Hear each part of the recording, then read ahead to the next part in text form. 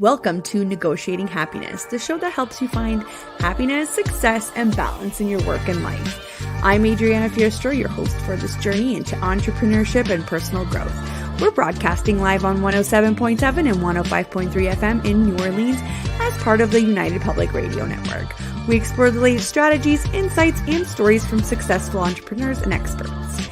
From managing stress to building a thriving business, we've got you covered.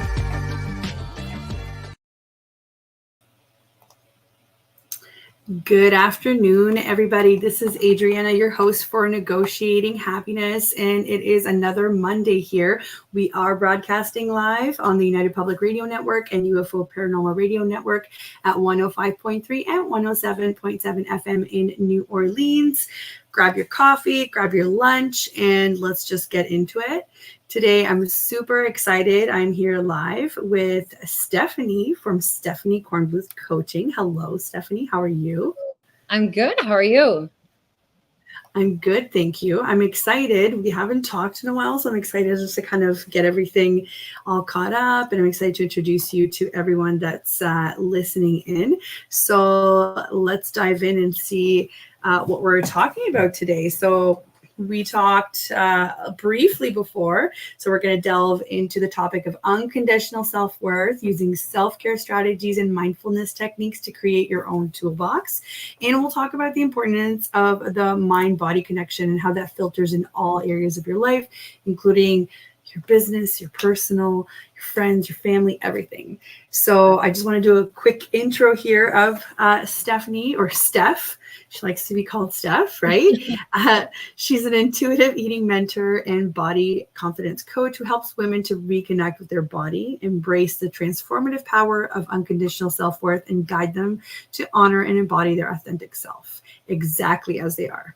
Stephanie has a women's coaching specialist certification. She's an EFT Tapping Practitioner, an OCT certified primary school teacher. She's certified Intuitive Eating Counsellor and an entrepreneur, among many, many other roles, which we're going to dive into. So, hello. Hello. It's funny when you hear somebody else read that all off, and I'm like, oh, not bad. Every time. I know. Every time it's like, yeah, take it in. This is amazing. Yeah, nice. Yeah. Amazing. So just to give people a little bit of a background, we actually connected via the power of Instagram actually a couple of years ago now. It's been a couple of years. Yeah. And I've been sort of following your journey online, and your account blew up, and you're always so I love how authentic and consistent you are on there. So I feel like I haven't talked to you in a while, but I feel like I've sort of been keeping up, with what's going on. Yeah. So how, what are we doing these days? Tell us a little bit about what you're into these days. Well, in terms of business, I've officially launched my intuitive eating and body confidence coaching. I had done it kind of just as a passion project previously, but didn't actually have anything kind of set in stone. I would just, people would reach out to me and I would coach them and mentor them. And I realized that this was really the next step in my journey, even though I resisted it for quite a while. I think I suffered a lot of imposter syndrome, to be honest. And yeah. I knew that I had the goods. I knew that I had been on this journey that so many other women were struggling through. And it took me somebody just blatantly saying, can I hire you to coach me, in order to say, you know what, maybe there's something here. Maybe people do need what I have, and let's just kind of put it all down into a program. And last January, I hired my own business coach and just recently launched my website this past week. Amazing. And I will be posting it for everybody to take a peek as well. I love this for you because you, even, from the first time that I met you, you're so open and so friendly, and you're always up to, chat with people. So this is so great because you have those qualities that people would need, like an open person to be able to kind of guide them. So I love this for you. What about, let's go back a little bit and tell us a little bit about your entrepreneurship journey and kind of where you started, because I always love hearing people's stories and their whys. Right. Okay. So I was always that entrepreneurial child coming up with some business plan. I had a flower stand on the side of the road. I was babysitting. I love that. Making and selling clothes as a teenager. Like I was always finding new ways to be my own boss and to make money. But I didn't go that route originally. I was an elementary school teacher for 15 years. And Wow. I felt as much as I loved it at the time, I felt super constrained by the 9-to-5 role. And I was on my third mat leave and I decided I'm not going back. And I wanted to do my own thing, but I didn't know exactly what it was. And I did network marketing, which I love and really gave me the foundation for a lot of what I do now.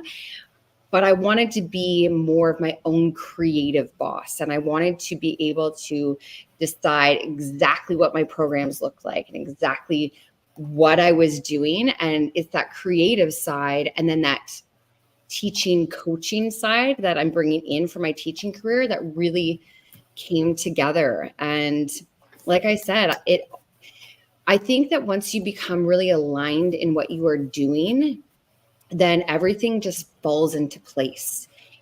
I went to school to become an intuitive eating coach, which we can kind of get a little bit more into. And I really did that for myself until I realized how many women need this. And I went back to school to become a women's coaching specialist. And all of the pieces of the puzzle just really fell into place. And I realized this was my next path. This is my calling, and really guiding women to create their own toolbox in order to become more present in their life, to become more present in their bodies, and to stop making excuses for the things that are happening and really become the hero in their own life, but they just don't know how. Right. Yeah. Kind of a lot of all here and there, but that's kind of how I got to where I am. There was no step path. It was just kind of like a corn maze, and I got here. Listening to everybody's stories, there's always sort of this, especially in this realm where we're talking about, helping and women and entrepreneurship and you've mentioned motherhood as well. There's always I find this common topic, and it's community, right? So a lot of women I find that kind of get this clear idea of what they want to do once they've experienced what their community is like and what their community needs. And I love this, that I love working with people like you, for example, because you're so, like I said, you're so open to bringing more people into the fold, because there are people out there who don't have their community. So it is a lot harder to try and navigate this thing called life without seeing, positive influences or seeing what other people's lives are like. So I love that you mentioned that, because it kind of reinforces my theory around community and, building yourself up to what it is that you want to be around or in your community. Absolutely. I love that. Yeah. Community and connection are everything. And I think it's something that we often lose touch with in motherhood, in entrepreneurship, and just like the daily, grind of life. It's so hard. And as you're talking about how, your teaching career was 9 to 5 and just wasn't jiving with your lifestyle, I can already tell that, I relate to that, because I was in a similar position in professional services, and it just did not work with where I envisioned myself to be, especially having a child. That's exactly what I did too, right? I mean, I'm sure you and I have had this conversation where I said, I was pregnant, and I said, I don't want to come back to something that's not serving me or my family or, whatever the case may be. So I love seeing that, because it takes a certain amount of courage to be able to step out and say, you know what, I'm just going to do it. Oh yeah. I think entrepreneurship is one of the scariest things that you can embark upon, and being your own boss and creating something from scratch, because there's no guidebook. I mean, you can hire a coach and you can read the books and you can listen to the podcast, but it's like having a kid. Like, you don't know until you get into it. Right. Life continuously throws you a curveball. And that's kind of what I love about what I do is I don't give the answers. I give you the tools to help you build your own, strategies in your own life and be able to navigate it when real life hits. Yeah.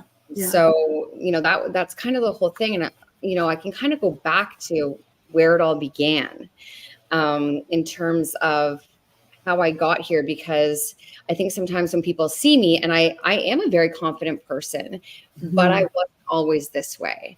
And I like to see the confidence as a practice. It is not a feeling, because we don't always wake up and love the way that we look. And we don't always wake up and feel like the badass that we want to be, but having those tools to get there really does help. So I was that little girl who was like I danced like nobody was watching. I was like singing, twirling. I loved life until puberty hit, and my body completely changed, and it became a topic of conversation for a lot of people. It was commented on. People pinched the fat on my tummy, talked about my puppy fat, talked about just the changes in my body, and I became incredibly self-conscious, and I put on a lot of weight, and I was treated very differently. And I couldn't understand how so many people thought it was okay to comment on my body negatively, especially adults. And I spent decades trying to shrink my body unsuccessfully until I was 21 and went on a really, really, really restrictive diet. And I finally had that feeling of, now I know what all my best friends felt like. Now I got all this attention, but now I'm terrified to go back. I'm terrified to gain weight. And that's where that conditional sense of self-worth came in. I was worthy, I was pretty, I was this, I was that, as long as I was still in a small body. And if I wasn't in that body anymore, nobody would love me, nobody would like me, nobody would want to hang out with me. I wouldn't have that same sense of the person who I had now identified with. And that went on from 21 until I was about 38. Was a lot of time, a lot of energy that I took away from my family. I took away from my kids. I took away from the life that I should have been living, because I was so consumed with being this version of myself that I had become. And I remember after my third baby, I was on my millionth weight loss journey, and I'd taken my millionth progress photo. And I tried on my pre-pregnancy jeans, and they wouldn't fit. Sorry, I don't know if I can say that. It's okay. It's okay. I can't do this to myself anymore. I can't take another progress photo. I can't take away time from my kids. And I decided from that moment forward, I was just going to focus on my mindset. I was going to wake up every single day, and I was going to bring myself into the present moment. And I was going to enjoy being a mom, enjoy being Steph, enjoy being a wife, enjoy being in the moment, rather than worrying about everything else. And it was incredible how my life changed. And it was incredible how I was able to heal my relationship with food, heal relationship with working out. And it was incredible how I was able to then become the mom that I'd always wanted to be, because I could be there for my kids, and I wasn't always having this chatter in my mind. And over time, I discovered what intuitive eating actually was. I discovered that I wanted to go to school for that. And then I discovered that this was my next step, is teaching women how to put these tools in their toolbox and create a life where they can be present, when they can prioritize themselves, and where they don't have to define their worth based on the way that other people see them, that it has to come from within. Right. Right. And a super powerful story. And I'm sure that a lot of women can relate to that, you know, through the struggles. But I just wanted to backtrack a little bit just to make a comment on, imagine how much of an impact the attitudes of other people had on you as a child. Oh. So something on commenting on things that are temporary, right? Like the way that our body looks oftentimes is so temporary, but it left such a profound, you know, impression in your mind that it affected you basically throughout your entire childhood, teen years, you know, like your 30s. Like that's insane to me that we don't think about what we say sometimes. We just say it, it's left our mouth, and we think that on it goes, but sometimes it sticks, and it sticks in the worst way possible. Right. Yeah. So that's one that leaves me thinking a lot about parenting and about how I can navigate things with kids. Right. Yeah. It's interesting that you say that, because I did I mean, I use the word damage, but I did do some damage to my kids when they were little in the way that I spoke about food, or the way that I spoke about what I can and can't eat, the way that I demonized food. Right. And during those super formative years with my kids, I did have no sugar, no this, no that. And it's funny that I recently just told a story on my Instagram about how I went to a naturopath, and the naturopath said not to let my kids eat certain things. And my daughter went to kindergarten and started to steal the snacks out of other kids' lunches.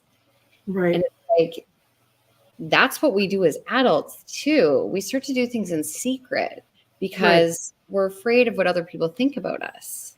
Right. Right. And it's powerful because, like you said, those years are so important for kids, right? And it's funny how you draw the parallels. Like we do the same thing. We will eat something and not put it in our food journal, or we won't tell somebody, or we'll hide the wrapper, or we'll throw it out outside so it doesn't look like. I've been there. Look, I've been there. I've done the up and down thing. I've done, you know, so many programs. And after all of it, I have to say that after all of it, the biggest impact that has been mentally, not physically, because physically I figured out that I liked myself in different sizes. You know, it took a while, even when I was, you know, all of a sudden I had shrunk down. I was like, oh wow, like why don't I feel different? Because all the work had gone into like the physical part rather than like up here too, right? So I've been there, completely understand, but after all of it, I think the biggest impact, not a good impact, it would have been on my mental health and my perception of things. Like you said, we demonize food, or we demonize certain activities, or we feel less than when we don't follow these really strict programs that have nothing to do with, they don't take into account our cycles. They don't take into account the seasons. They don't take into account, you know, whether we're sick, whether we're not, whether we're like, it's crazy how we try to put ourselves in these boxes that are one size fits all, which that doesn't apply to any of us, right? No. And it's, I love what you just said. And I would like to circle back when you asked yourself, why don't I feel different? And I think that because we're sold this story that once you achieve this, you will feel this. Yes. And then you get there and you're like, well, why don't I feel this way? What's wrong with me? I should feel different. But it's because we've worked so hard to change this exterior, but we've neglected the inside. Right. It's what's called front lawn living. Have you ever heard of that saying? No, what is it? I missed it. Like living on your front lawn. So okay. The first time, let's say you got a new house and you go in that house and you're like, oh my gosh, like I love this place. And you're like, I want to decorate it. And you paint the walls and you pick out furniture and you just love it. Like you feel so at home. But then you're like, okay, let's go for a walk. And then you start to notice, oh my gosh, like my neighbors have like more plants outside. they have a greener lawn. Oh, did they just get new windows? And so you start to think, I need that. And I need to work on my lawn, and I need to put new windows in and garage door. And you start to really build up that exterior. And then you realize, crap, I haven't been inside in a while. What does it look like in there? And you also realize you've never been in your neighbor's home. You don't know what it looks like in there. You don't know if they have, magazines piled at the ceiling. You don't know if they have any furniture in there at all. So all are living on our front lawns, comparing what everybody else looks like, neglecting what's happening inside. I talk about this all the time with the phenomenon of Instagram, Facebook, TikTok, right? We do the whole, I love that. I love that you mentioned that front lawn living online. We do that. And it's mainly because I think it starts out as good intentions. I think it says, I want to portray myself in a certain way. I want to work on my mindset. So the more I portray this picture, the more I'm going to become it. But then everybody has that mindset, and some people cut corners and some people don't. It depends. We're all different. So then you start looking at your neighbors, like you said, say, oh, wow, look at how many followers they've got. Look at how many, it applies to business as well. I talk to a lot of entrepreneurs that you can tell that it stems from mindset, like you said, right? So because it spills into everything else, they want to be perfect online. And they'll say, well, my competitor has, 20,000 followers. And I said, yeah, but your competitor probably doesn't have 20,000 customers, right? So it's kind of that thing. It was like, well, what's behind that curtain? We can see the 20,000, but we don't know what's behind that curtain. It's the exact same thing. And I like to draw parallels from that to be like, if you're not okay up here about what's in here, then you can't also keep giving to your family, your kids, your partners, your clients, your, like everybody around you, because you just keep taking out of an empty cup, and you just keep taking and taking and taking. So it's hard. It's hard these days. And I'm hoping this is my prediction. We'll see. I think now that they keep changing the algorithms, especially with Instagram, so they're not putting as much emphasis on followers and whatnot, I think it's going to push people to put through more value content. So I'm hoping that we slow down at the rate that we consume content, because it burns us out. Look at fitness influencers, and I feel like they have to continuously put on content all the time, right? There's no break. Yeah, I know, absolutely. And I think that, like, I know that it is such burnout, but I think it's also burnout for the person who's like consuming it. And I have heard that it's going 100%. to longer form content that they're going to favor, which I do love, because I think we got to a place where it's so passive. And I always say that even be mindful in what you're consuming online, because realistically, we are the creator of our own feed. We're the creator of the people that we follow. So you can't blame anything on social media because you chose to follow those. Right. I actually just heard something recently that online bullying doesn't exist because you can just get offline. And I was like, oh, that's a good point. Like, and I get like that's an extreme, right? Yeah. But you have to be there. Like, you can choose to what you allow in. And so, yes, all of that does live there. But all I'm saying is that we are the creator of what we consume. It's the same with the way that it's the same with the way that we eat. It's the same with the music that we listen to. It's the same with anything. We are the ultimate creator of that. And so when you can curate it in a way that is healthy for you, right, then that's the ultimate goal.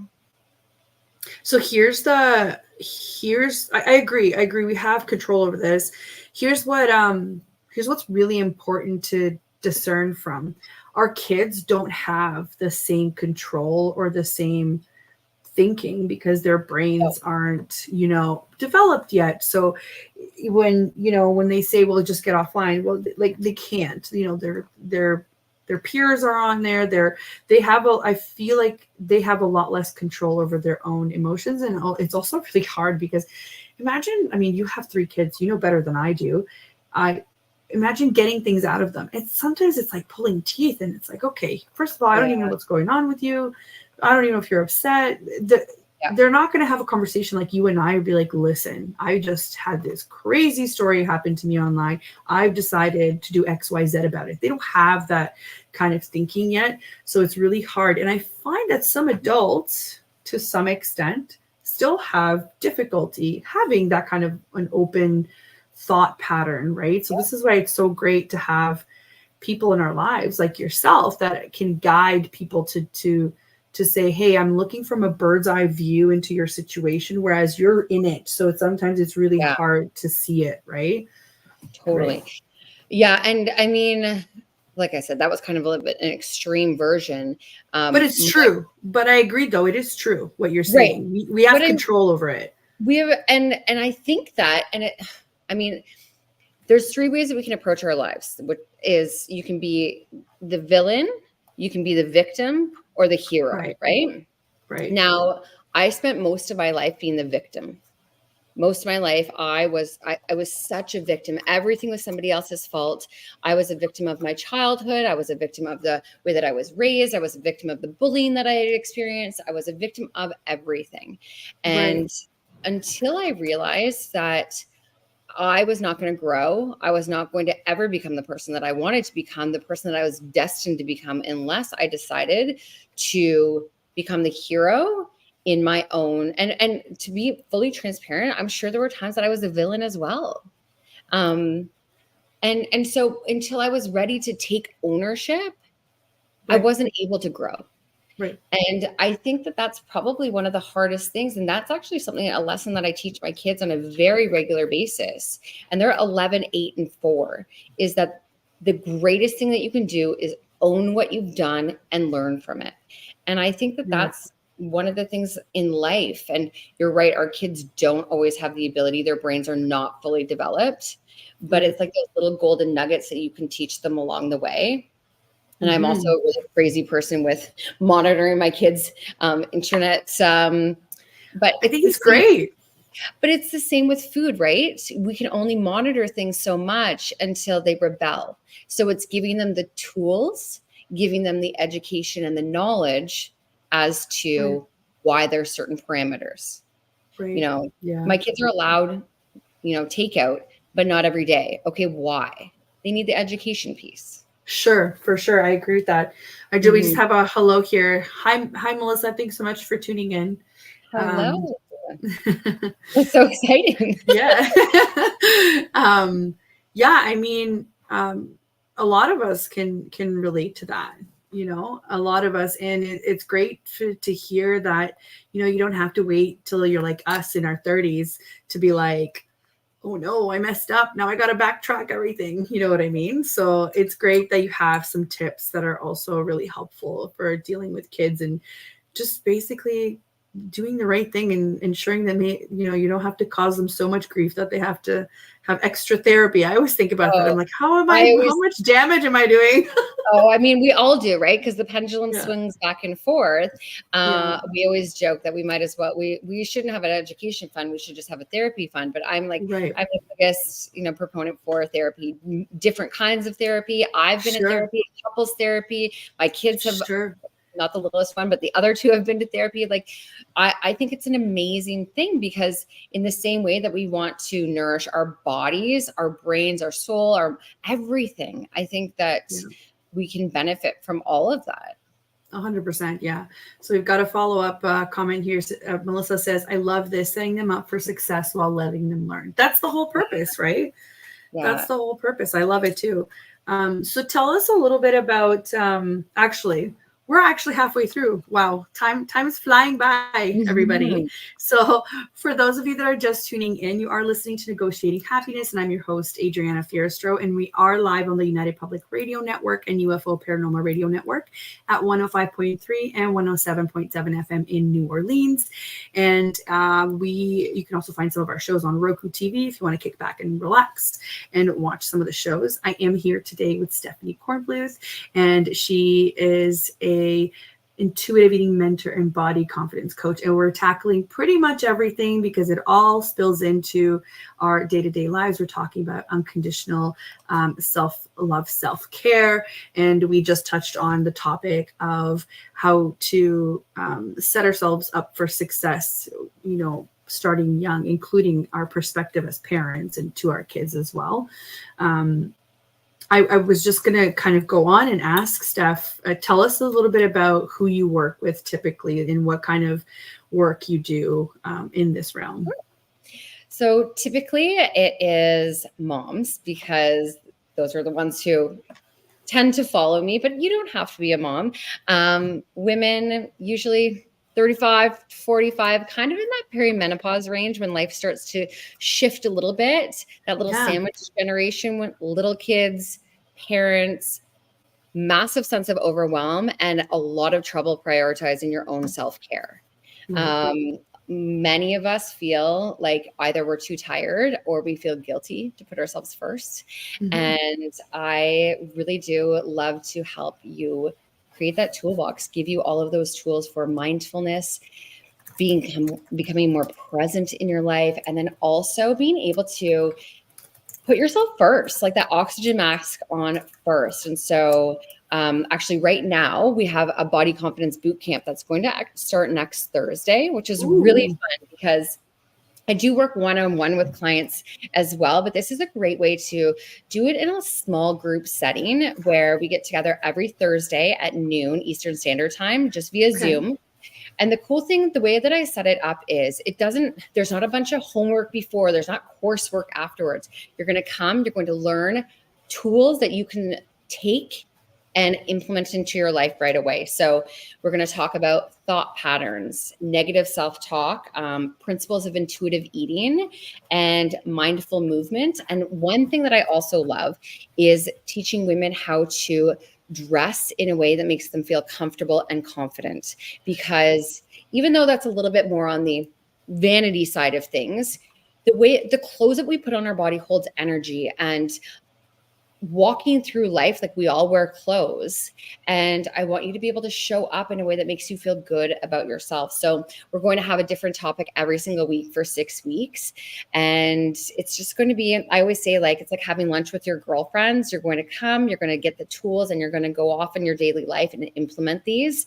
So in 6 hours, over like 1 hour over 6 weeks, you will feel that shift. And my goal is always to allow women to understand that they are worthy, no matter what, worthy of love, acceptance, and putting themselves first. Yeah. So that's what I have coming up right now. If you wanted more information, you can pop over to my Instagram. It's Steph_Kornbluth. I'm sure it'll be in the show notes, right? Yeah, it is in our description, and we're also posting it on the comments. And here we go. It's on the banner as well. It's Steph_Kornbluth. Awesome. Steph posts a lot of awesome things on there, and I'm pretty sure on your newsletters you send out some pretty awesome recipes too. So I remember some of the just delicious recipes. Yes, I definitely do. Yeah.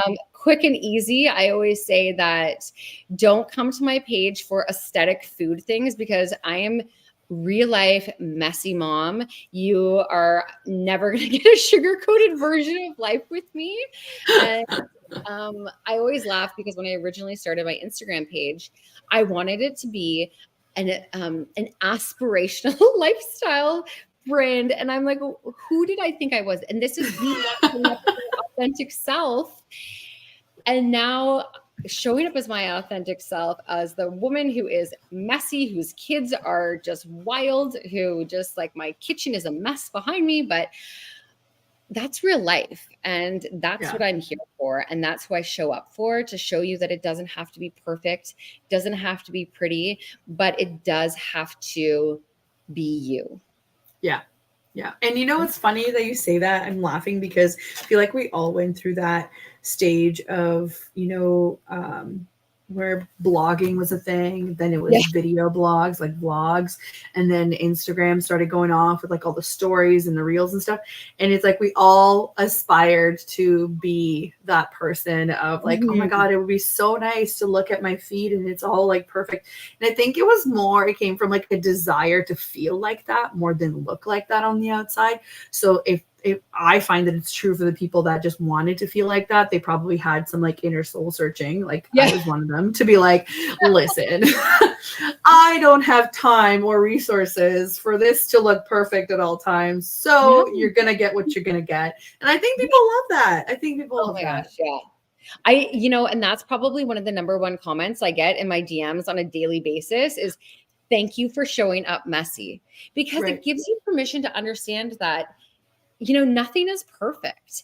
And one of the beauties of when I talk about body confidence, I'm not talking about looking in the mirror and thinking you look like a supermodel every day.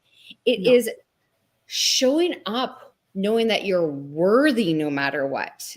You're worthy whether your kitchen's a mess. You're worthy whether, you blow dried your hair or not. Like all of these things come from within. And that's where the whole idea of, I love body confidence comes from acceptance in all areas of your life.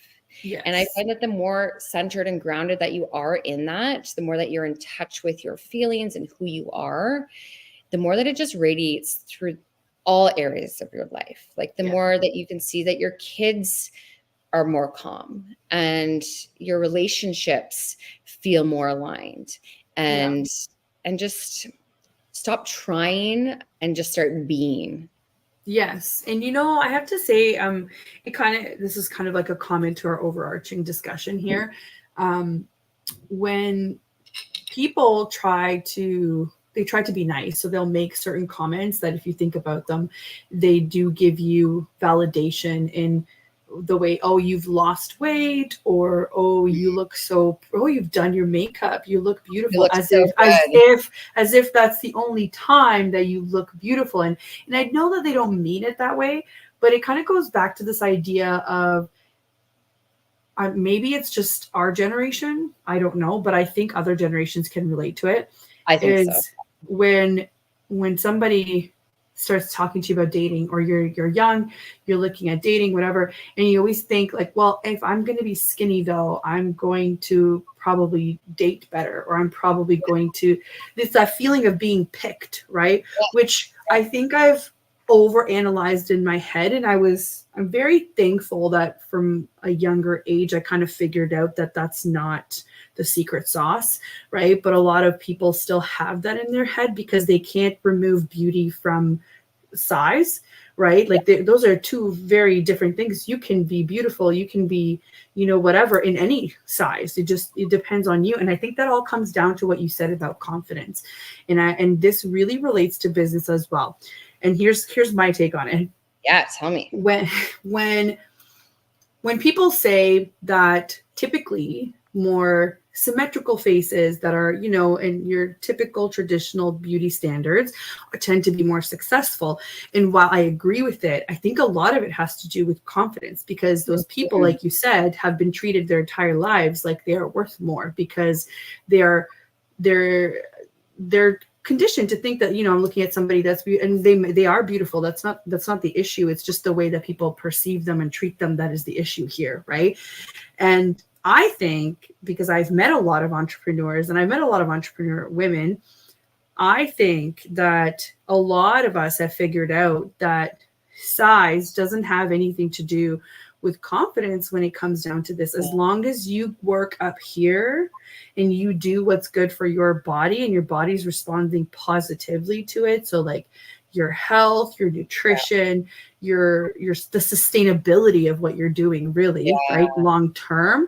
I think confidence just starts going, oh, hey, I can do this. You're like, why was I hanging on to this idea that I had to be a certain way to do? And don't get me wrong, you can continue to work at it. If that's what makes your soul happy, you should work on it. You should, go forward. But it's funny because I think in entrepreneurship, I've met a lot of people who are like, I think they're beautiful, but if you're thinking as, traditional beauty or size or whatever, they're not. And they're very successful because they figured that portion of it out, and they know how to like grab the attention of a whole room. Yes. Right. Yes. I say that confidence is an energy, not a size, right? Yes. You can 100%. feel an energy when somebody walks into a room. I used to say this to my husband, if he walked in and his energy was heavy or light. And I was like, I'd be like, ooh, I can feel that. And he was like, well, what are you talking about? He understands it now. He's more in the woo-woo with me now. Yeah. I love that. Yeah. But so energy, it's energy, right? And that's what that confidence, it just radiates. And it's the same with business. Yeah. There are certain people that are so attractive because their energy is attracting. Yes. And so what we put out, we get back. And it took me a really long time to understand why my life was so chaotic. And it was because I was chaotic in here and in my heart. Everything was chaos. Yeah. And I can remember the first time I turned to my husband and I said, our kids aren't the problem. We're the problem. And he was like, what? And I said, we're the problem. We're the chaotic ones. Right. And he was like, what do we do? I'm like, we stop. We have to stop the chaos.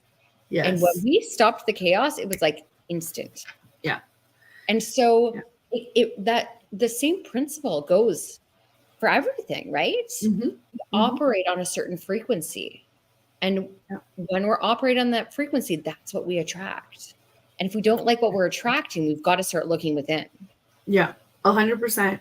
100%. And it's harder sometimes because we're parents, wives, partners, business owners, daughters, sisters.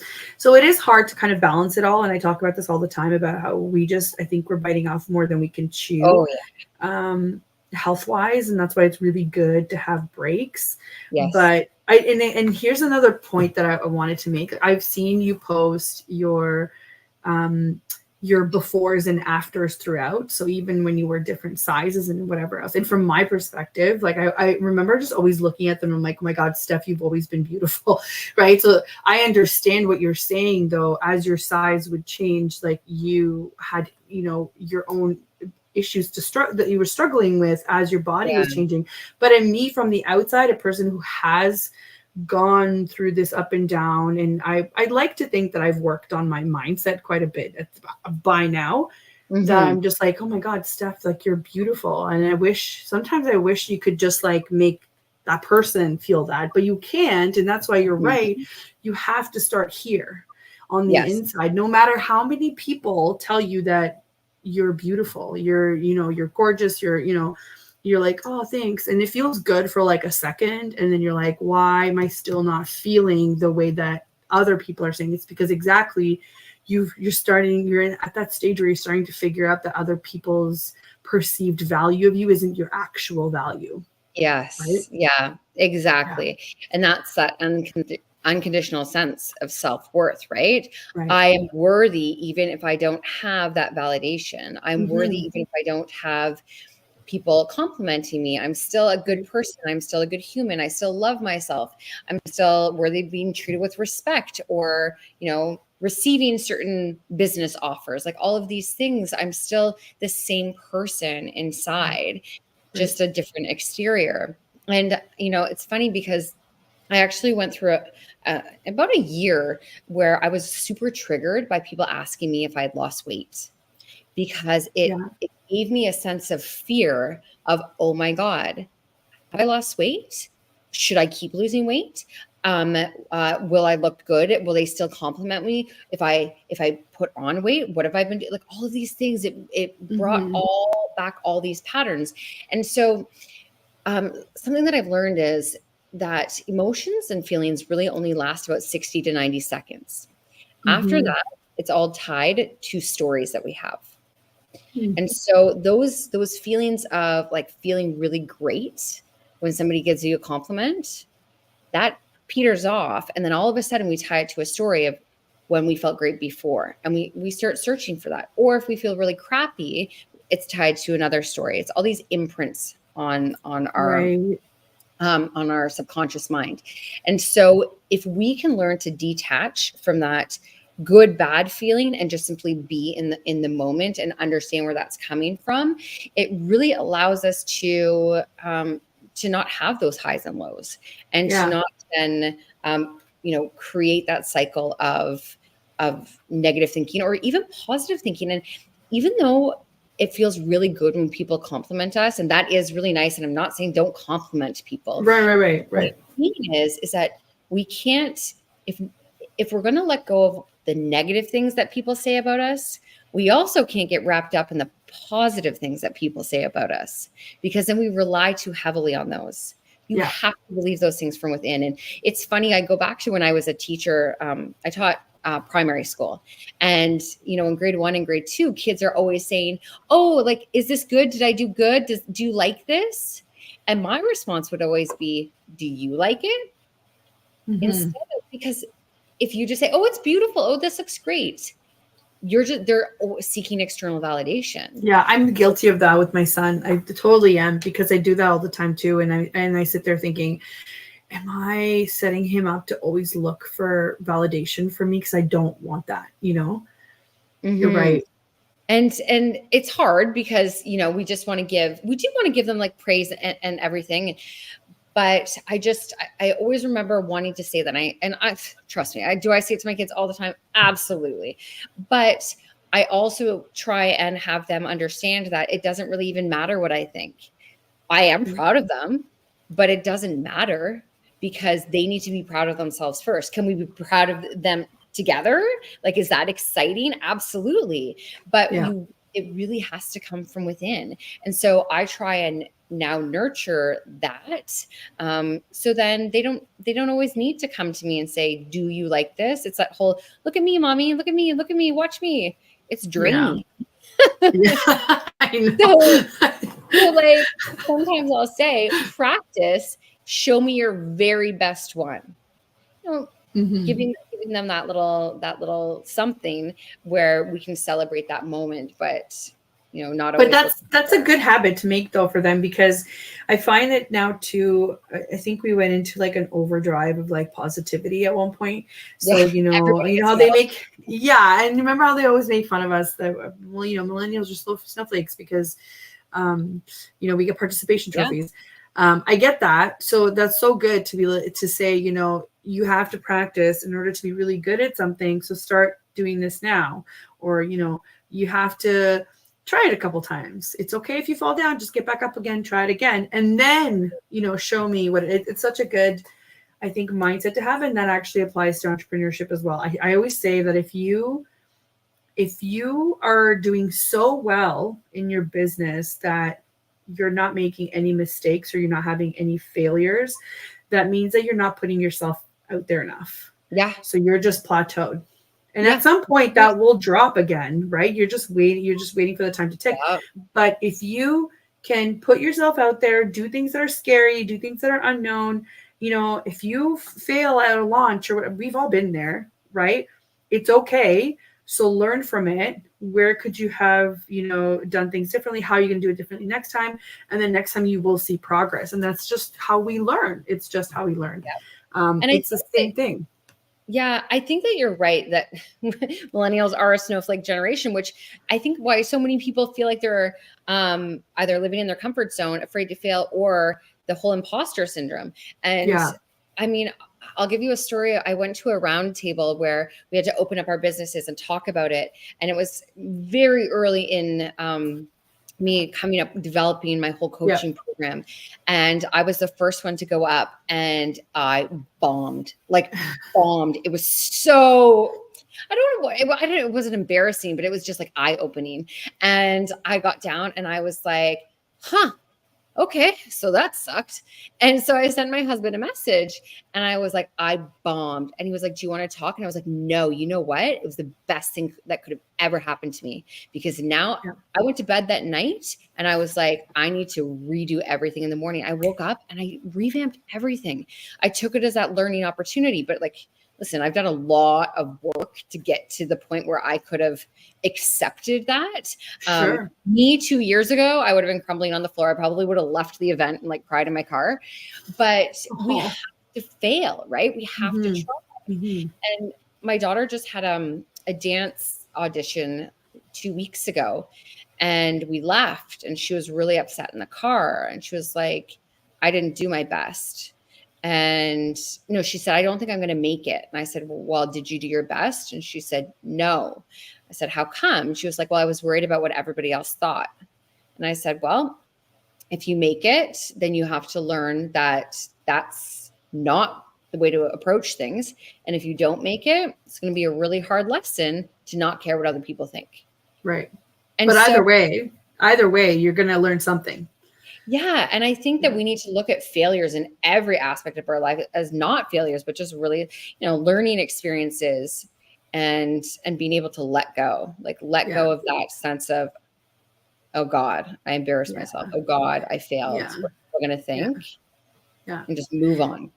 Yeah. And I wasn't saying it as like, we're the snowflake generation. I just know that other generations referred to us as that. I can see it from the side of, that's great. You spent your childhood getting participation trophies, but when you're failing in real life, nobody's handing you a participation trophy unless you yourself, like your participation trophy is doing that reflective, like you said, you know what, maybe this was the best thing that happened to me because now I have a flood of ideas and I got my confirmation of here's the feedback I got and I value it because of X, Y, Z. And then you went with it. Do you know what I mean? Like that's literally the purpose of some of these events sometimes. And I think people get really stuck on like, how am I going to look to people? Like how everybody thinks I'm this person, this business owner. How am I not going to be able to perform that way? And I always say, you're not going to make everybody happy.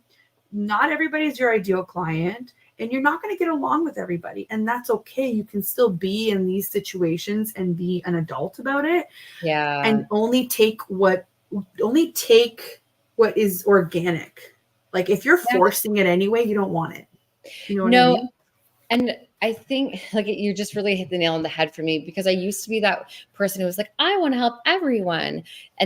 But then I didn't show up as me because I couldn't show up as me because I'm sweet, but I'm also sassy and I'm going to cheer you on, but I'm going to call you on your bullshit. And that's who I'm going to help. And so when you show up as who you are, you're going to attract that right person. Right. And when you show up as who you are and what you can do, then I find everything just falls into place so much easier. And that's what those situations are really for. 100%. So we're almost at the hour here, which kind of flew by. I wanted to ask you, just so that we can get to know you a little bit better and just to know what makes this worth it for you. Like, what do you like to do for yourself? Like, what do you like? For me, it's travel, right? Like I want to see these places. I want to experience them. What's that thing for you? So on a daily basis, I am a psychopath and I get up at 5 a.m. I love it. I get up at 5 a.m. I was not a morning person until I had kids and they forced me to be a morning person because they get up early. 100%. So now I get up earlier.